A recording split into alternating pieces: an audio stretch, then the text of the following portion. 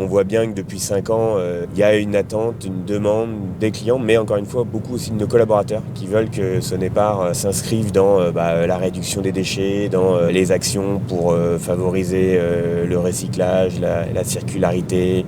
On va aller rencontrer les équipes de l'agence de Sonepar Annemasse, qui est une des 23 agences installées cette année avec le service Cable Loop et qui est la référence. Le fonctionnement de Cable Loop, il est assez simple. L'idée, c'est d'installer une balance en agence qui permet de collecter et de peser les câbles que nous ramènent les clients de fin de chantier. Donc, quand ils ont terminé les chantiers, il reste toujours des câbles usagés qu'il faut jeter. Ça va ? Ça va, Baptiste ? Déjà, ce qu'il faut savoir, c'est que ce procédé de recyclage des câbles, il existait déjà entre Nexans et Sonepar sur les plateformes logistiques. Donc c'est quelque chose qu'on connaissait et qu'on avait déjà l'habitude de faire sur les gros volumes de nos plateformes. En revanche, la question de Nexans, c'était de trouver un partenaire pour voir si on pouvait faire la même chose en agence. On est parti de zéro avec principalement évidemment mon équipe, celle de Nexans, celle des plateformes logistiques qui devaient évidemment valider tout ce nouveau flux qui allait arriver des agences, parce que c'est quand même conséquent, et puis évidemment les agences, donc voilà, c'est un travail collectif de Nexans et de Sonepar. Moi, personnellement, j'ai tout de suite été convaincu. Baptiste était avec moi et en fait, ça a été l'élément déclencheur. Quand on a fait les premières pesées, en fait, les clients ont commencé à venir et tout de suite, ça a matché, quoi. Le client arrive avec ses chutes de câbles, il les met dans le bac sur la machine, il vient choisir ce type de câble qu'il a mis et après il va chercher son compte que nous on a enregistré avant.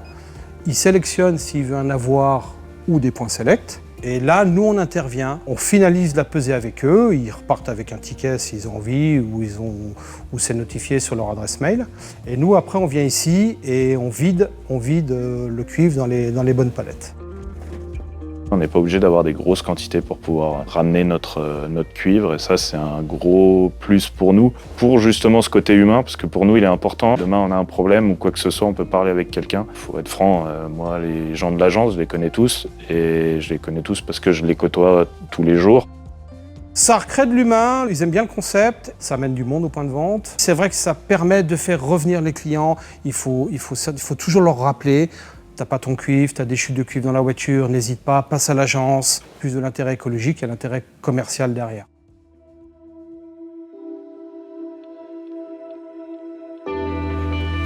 Salut Baptiste, bienvenue sur la plateforme. Ça va, Fabrice ?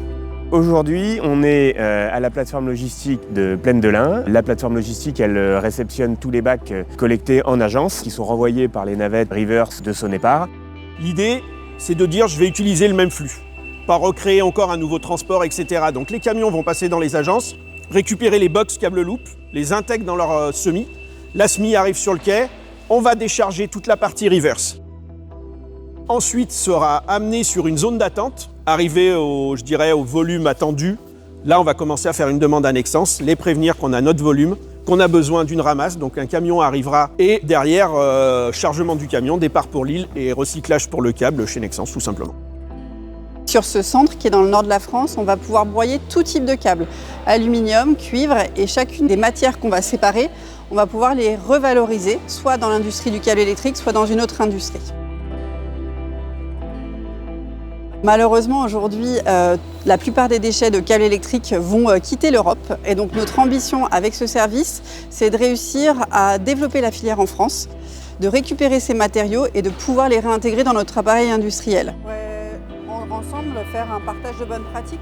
Dans le cadre de ce développement, Sonepar a été vraiment un partenaire clé fondateur dès l'idée qui a germé parce qu'on a travaillé en collaboration avec Baptiste et toute l'équipe.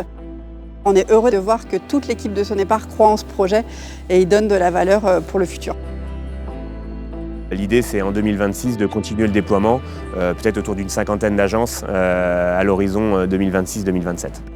Travailler chez Sonepar avec une raison d'être aussi concrète et qui s'applique sur le terrain avec les collaborateurs, et d'une c'est gratifiant et de deux ça donne envie.